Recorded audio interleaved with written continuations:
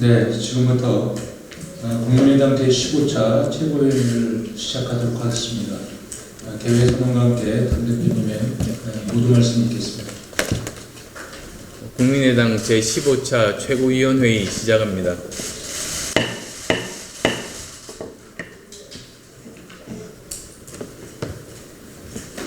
어제 대구를 다녀왔습니다. 많은 창업자분들과 간담회를 통해서 여러 가지 고민되는 그런 부분들 말씀을 듣고 거기에 대해서 저 나름대로 조언들을 해드리는 참 귀중한 시간이었습니다. 대구는 코로나19 사태로 가장 심각하게 피해를 당한 도시입니다.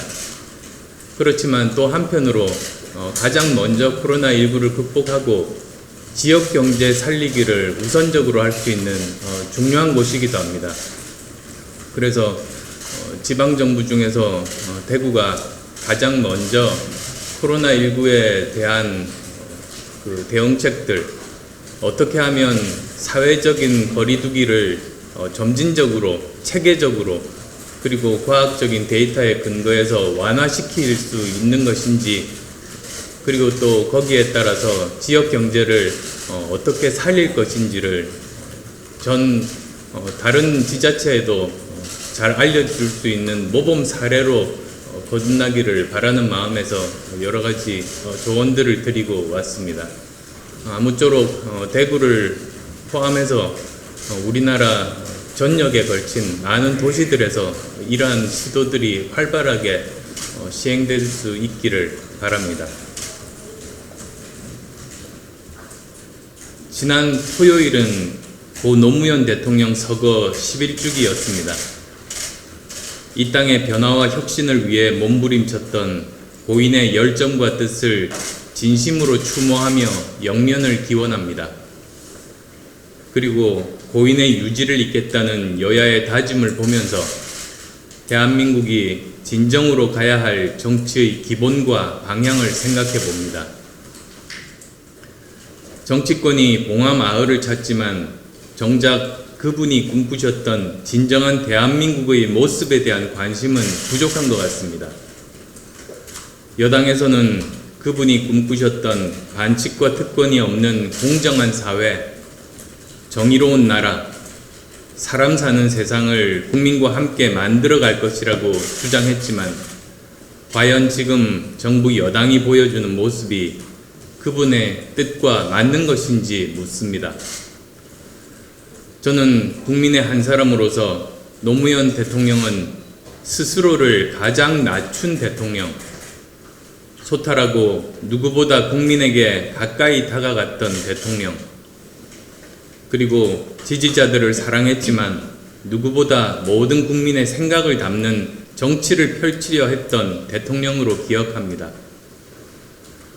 그분이 살아 계셨다면 자기 진영과 지지자들로 자신들만의 무리를 지어 적대적 대결을 하는 지금의 정치 현실을 보고 뭐라고 하셨을지 궁금합니다.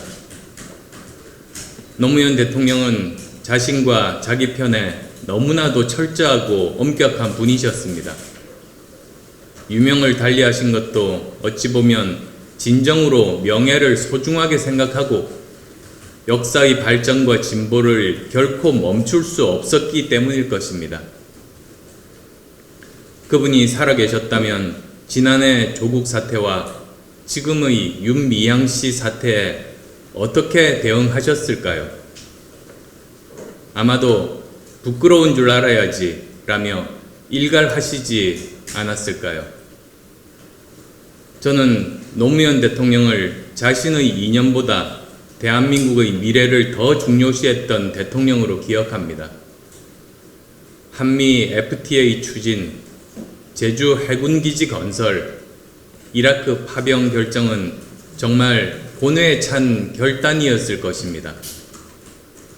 지지자들에게 엄청나게 비난받고 반대파들에게는 의심을 받았지만 역사는 그때 그 결정이 옳았음을 증명하고 있습니다. 노무현 대통령은 누구보다 관용과 통합을 염원했던 대통령이셨습니다. 민주당 간판으로 부산에 계속 출마한 것은 단순히 지역주의 극복 차원을 넘어 서로가 상대를 인정하고 관영의 정신으로 국민 통합을 이루고 싶었던 것으로 이해합니다. 그러기에 비록 이루어지지는 못했지만 국민 통합의 정치를 실현할 수만 있다면 야당과의 대연정도 과감하게 주장할 수 있었던 것입니다. 지금 여야가 진정한 협치를 실현하려면 최악으로 평가받는 20대 국회의 전철을 밟지 않으려면 배제와 증오, 단절과 부정이 아닌 미래로 함께 손잡고 나아가려는 포용과 진취적 자세가 필요합니다. 지금 여당은 노무현 없는 노무현 시대를 이야기하지만 먼저 진정한 노무현 정신의 DNA가 있는지 묻고 싶습니다. 관용과 통합의 정신은 실종되고 남에게는 엄격하지만 스스로에게는 한없이 관대하고 객관적인 진실에는 관심 없고 주관적 정의만을 내세우고 있는 것은 아닌지 돌아보아야 합니다. 최근 여당이 보여주고 있는 태도와 모습은 노무현 대통령께서 강조했던 반칙과 특권 없는 세상과는 너무나 거리가 멉니다. 지금 177석, 사실상 180석의 거대 여당이 보여주고 있는 인식과 태도가 계속된다면 반칙과 특권은 일상화되고 정의와 공정, 공동체의 건강성과 보편적 가치는 무너질 것입니다. 진영에 속한 기득권 세력은 더욱 강화될 것입니다. 순수한 열정으로 대한민국을 바꾸려 했던 노무현 정신의 계승자를 자처한다면 이제 조국에서 벗어나고 윤미향 씨 문제도 조속히 바로잡아야 합니다. 정치 권력을 이용해서 한명숙 전 총리 재판의 실체적 진실을 뒤집으려는 시도를 당장 중단해야 합니다. 노무현 전 대통령의 정치에서 얻는 교훈은 이념과 진영을 뛰어넘는 문제 해결 중심의 합리적이고 실용적인 개혁입니다. 노무현 대통령의 그때 그 결단들은 우리 정치가 어디로 어떻게 가야 하는지를 분명하게 제시해주고 있습니다. 가뜩이나 어려운 국내외 나라 사정이 코로나19로 더 어려워졌습니다. 포스트 코로나19 시대를 맞아 비상한 각오로 정파의 당리당략을 넘어 국민 모두를 생각하는 국가의 생존 전략을 진정성 있게 생각해야 합니다. 경제사회적 불평등 구조를 해체하는 진정한 개혁의 방향과 과제에 여야가 머리를 맞대야 합니다. 국민의당은 국민 통합과 대한민국 미래 의제에 대해 선제적으로 고민하고 대안을 찾아 나서겠습니다. 그리고 정치의 혁신과 우리 사회의 합리적 개혁을 위해서라면 과감하게 타협하고 결단할 것입니다. 노무현 전 대통령 서거 11주기를 맞아 어려운 국면에서 도전과 응전의 역사를 써나갔던 노 대통령을 생각하며 우리 정치의 책임과 역할을 생각해 보았습니다.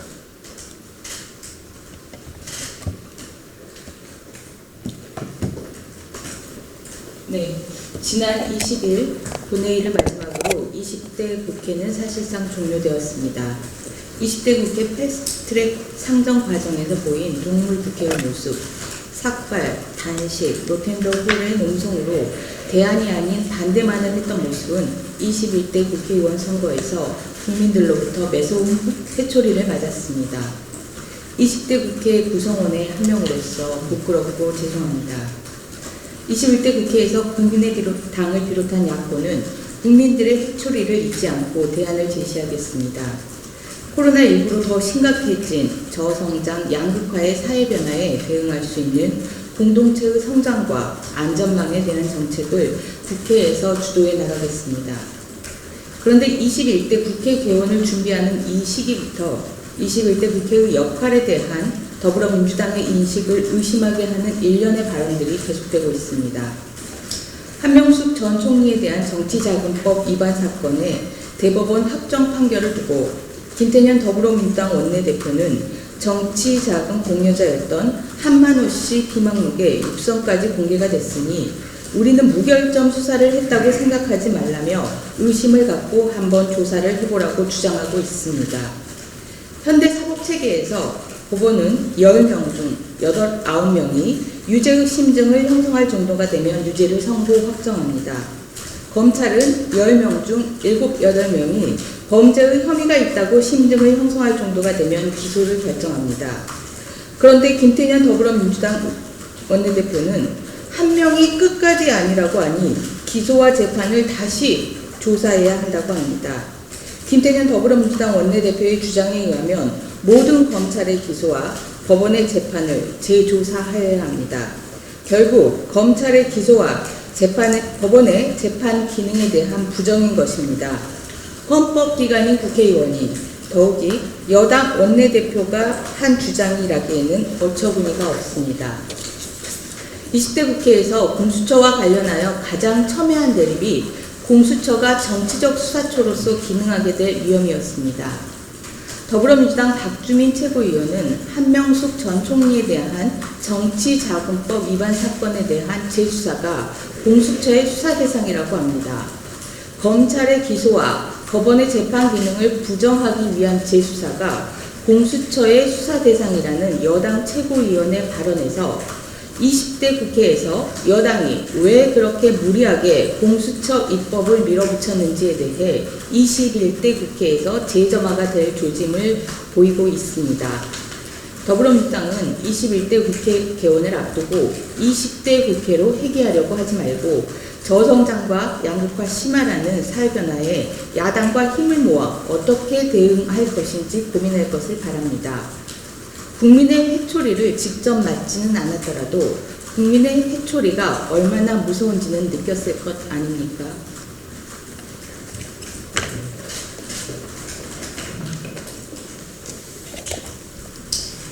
고 노무현 대통령 11직의 추모 슬로건이 낮은 사람, 겸손한 권력, 강한 나라입니다.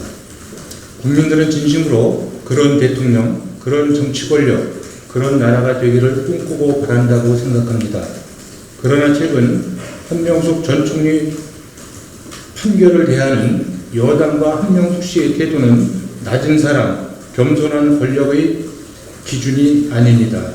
국민과 사법부를 깔고는 교만한 권력의 모습입니다. 선거에서 압승하고 대통령의 국정 지지도가 아무리 높다 하더라도 한명숙 씨 판결을 사법농단이라고 하는 것은 겸손한 권력이 할 짓이 아닙니다. 정권이 바뀔 때마다 자신들이 저지른 부정비리를 뒤집으려 한다면 우리 사회의 법치는 무너지고 유전무죄, 유권무죄라는 반칙과 특권이 판을 치는 사회로 가게 됩니다. 정치는 실종되고 정의와 공정도 무너지고 선거는 그야말로 권력 쟁취를 위한 전쟁터로 변하게 될 것입니다. 여당은 그런 나라와 사회를 추구하는 것입니까? 신층 기사를 보니 민주당이 말하지 않는 유죄의 증거들이 너무나 많습니다. 한만호 씨가 건넨 수표 1억 원이 한명숙 전 총리의 동생의 계좌로 꽂혀 전세 자금으로 사용된 금융거래 내역, 한 씨의 지시로 불법 정치자금을 조성한 경리부장의 진술, 한 의원 등으로 금품 전달 내역이 적힌 채권 회수 목록과 장부, 검찰 수사 시작 전 이미 한명숙 전 총리 측에 금전 반환을 요구한 접견 내용, 회사가 어려워진 후 한만호 씨가 입원한 당일 한 씨 부친의 전화를 받고 한명숙 전 총리가 병문안을 온 사실, 바로 다음날 2억 원이 한만호 씨에게 반환된 사실 등 무수히 많은 증거와 사실관계들이 유죄 판결의 근거가 되었습니다. 이러한 증거들에 대한 민주당의 입장은 무엇입니까? 법원과 검찰의 오류는 존재합니다. 그래서 법적 진실과 실체적 진실은 항상 간극이 존재합니다.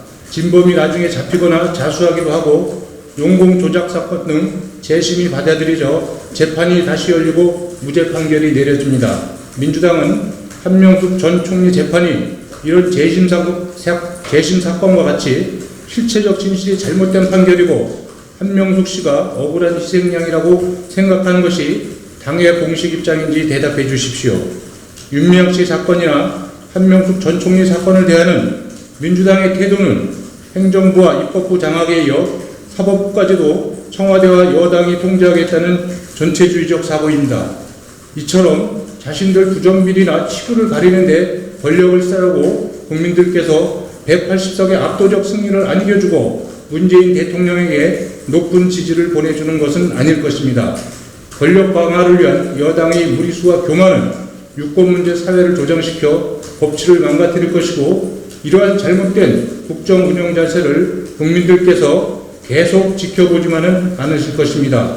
법치가 무너진 나라는 결코 강한 나라가 될 수 없기 때문입니다. 네, 이상으로 모두 발언을 모두 마치고 회의를 비공개로 전환하도록 하겠습니다.